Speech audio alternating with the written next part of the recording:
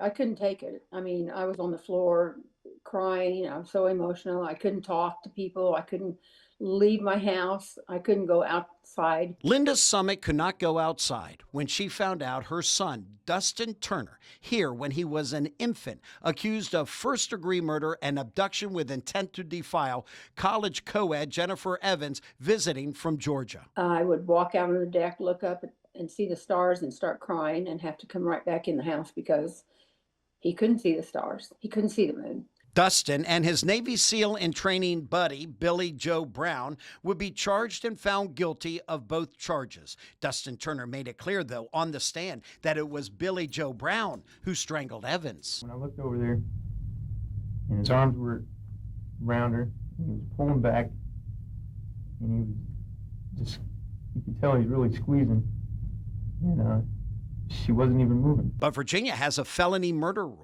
allowing for murder charges when a felony, in this case, abduction with intent to defile, leads to the death. One parole board member, Phillips Ferguson, voted for parole because he said Turner had served enough time for being an accomplice after the fact. Turner reached out to the Evans family. I also would like to express, just briefly, my profound sorrow for Jennifer Evans and for her family and her loved ones, as well as my deep remorse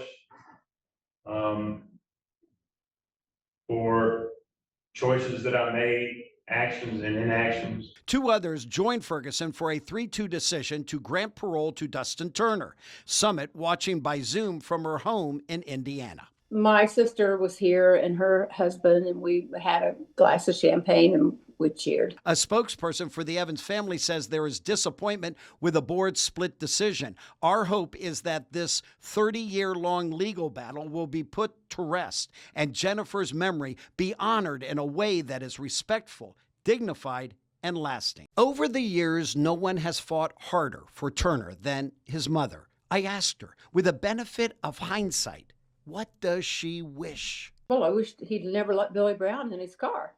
Number one, that's the main thing. Then in hindsight, he should have jumped out and called for a police officer or something. But he was 20 years old.